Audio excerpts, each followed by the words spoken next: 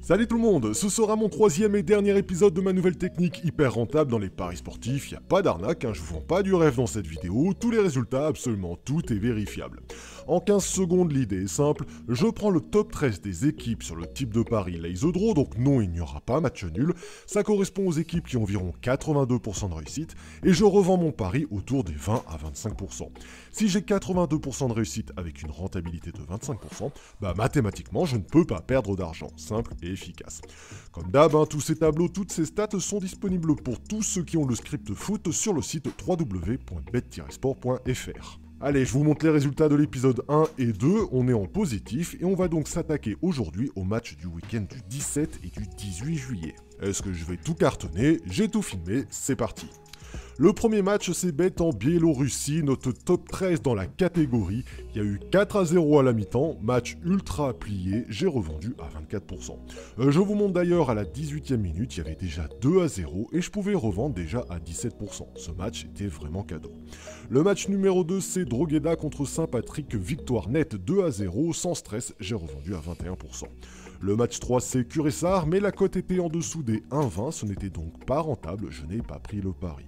N'hésitez d'ailleurs pas à regarder l'épisode 1 de cette série pour visualiser toutes les règles à respecter pour utiliser cette technique. Je rappelle qu'on prend les équipes qui ont officiellement 82% de réussite sur les matchs non nuls pour acheter un pari en avant-match et le revendre en cours de match autour des 20%.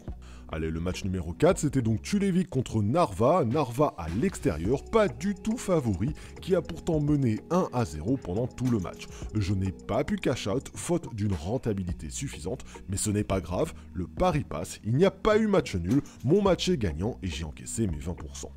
Le match numéro 5, c'est Bohemians avec une cote beaucoup trop petite pour que le pari soit placé. Je rappelle, une cote en dessous de 1,20, on ne prend pas. L'avant-dernier match, c'est Molde. Le match est terminé en 1-0. Il n'y a pas eu de problème, j'ai pu cash out à 20%. Grosse particularité pour le dernier match de mon défi avec Waterford, je vous fais un arrêt sur image. Sligo est donné ultra favori sur ce match. Sligo, c'est le PSG et Waterford, c'est Dijon.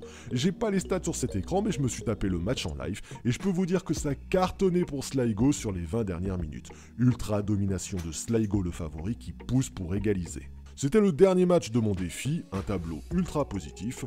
Je vous montre, je l'ai cash out à 10%, je suis pas allé plus loin car je le sentais pas.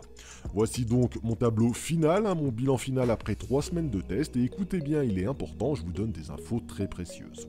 C'est donc 18 paris placés en 3 semaines, 16 paris sont gagnants, 2 sont perdants, 89% de réussite et une moyenne de revente à 20%. Et donc un bénéfice net de 246 €. Ça, c'est ce que j'ai gagné en net avec cette méthode. Bon, on s'aperçoit de deux choses. De 1, mon pourcentage de réussite est supérieur à la normale. Je suis en variance positive. Ça veut dire que la chance était de mon côté. J'ai normalement un taux de réussite plutôt autour des 82%, et là je suis à 89%.